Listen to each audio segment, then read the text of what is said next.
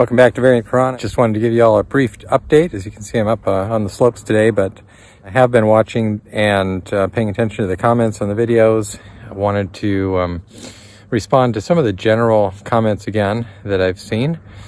Have not yet put together a response to Tayyar Altikulich's book, but that is coming. Don't want to rush that. In reality, the approach that he's taken to my book isn't going to be all that challenging to answer, but I do want to take my time on it and get it right.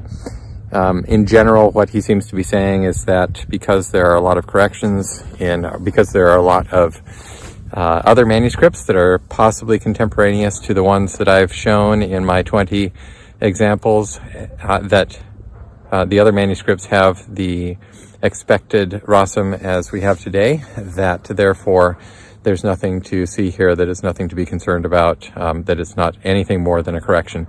But I don't think it's quite as simple as that, and certainly at least a couple of the ones that I've shown you already seem to not allow that as a possibility, in my opinion.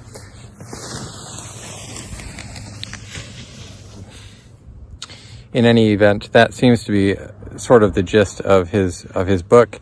The other thing is that he addresses the issue of Orientalism, and I'll have more to say about that. I have said something about it already, but that is just a larger issue that has been an issue in our field of study for a very long time, and I think we need to give that some serious focus. But when I see somebody looking and classifying people as Orientalists, it often means that they intend it as a derogatory term. I don't see it as a derogatory term. I don't necessarily embrace it as the entire definition of who I am and what I do, but I likewise don't shy away. The Orientalists have done some very good scholarship in our area.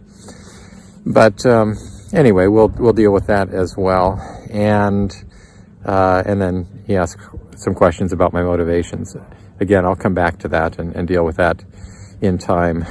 Anyway, this video is not a refutation or a response directly, principally or majorly to Altikulich's book. I just wanted to address that in a preliminary form and say hello to all of you. I know it's been a while since I put up a video, and so one other commenter asked just this past week, went through and said that my response to Haytham Sidki's review looked weak, and that looked like I was admitting that everything was merely corrections of mistakes, scribal mistakes.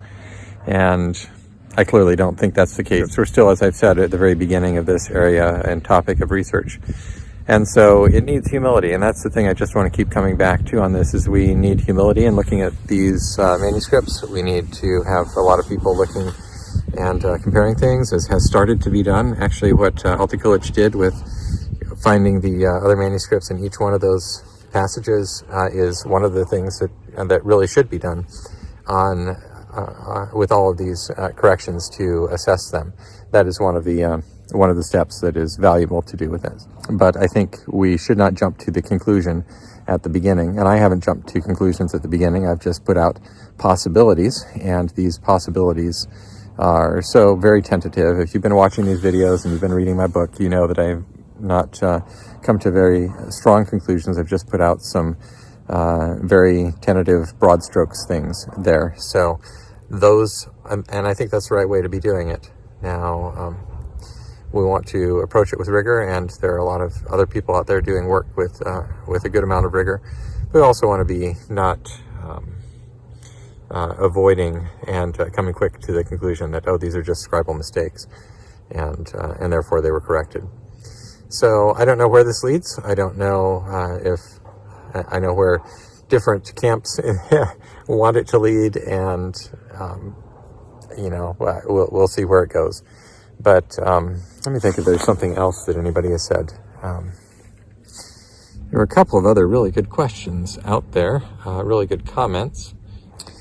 One or two commenters have focused on some of the intertextuality with the Bible, with the New Testament, or apparent intertextuality. Actually, it's kind of a fraught territory when you start talking about the causality or intertextuality, I think, is fairly obvious, that there is the text of the Quran is speaking about and referring to the text of the Bible. And so I think it's something that we need to deal with and pay attention to, particularly when there are biblical themes and possible relation to some particular biblical passage in any of the verses that we're looking at, with corrections to consider whether there is something going on there beyond a mere correction.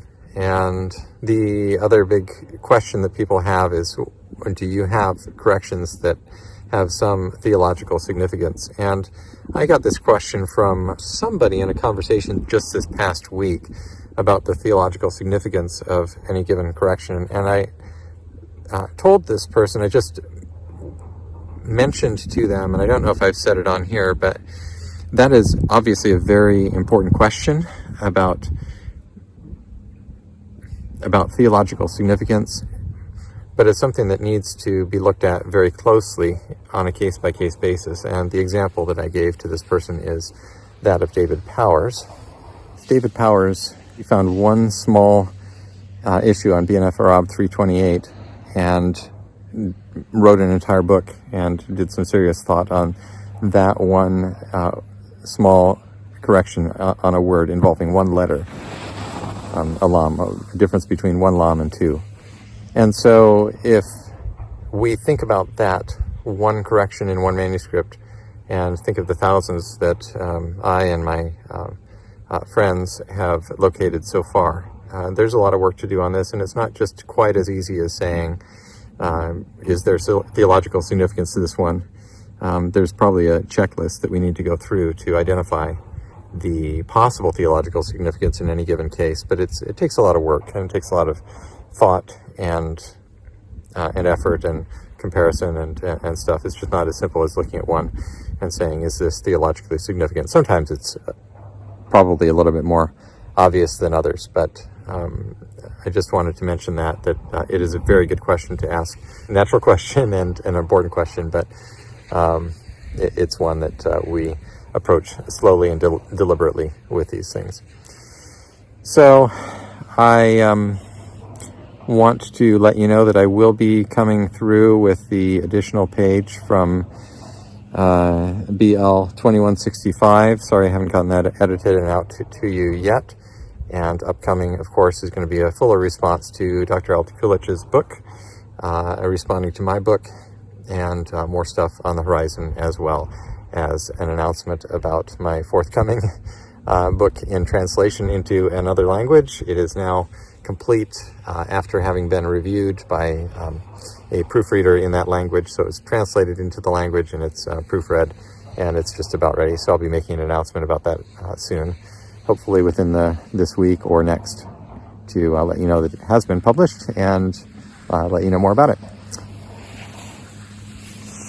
That's it for today. I want to thank you for watching, and I'm going to get back on the slopes. Just wanted to check in and say hi. I hope you're all doing well wherever you are in the world, and we will talk to you again soon. Be sure to like and subscribe, and do leave comments. It's getting to where I'm getting a lot of comments, and it's hard for me to respond to everyone, but I do really appreciate those, especially if it's thoughtful and substantive. And as you see, I'm trying to make an effort to put up some of the best ones of those in videos as well. Okay, we'll talk to you again soon. Take care. Bye.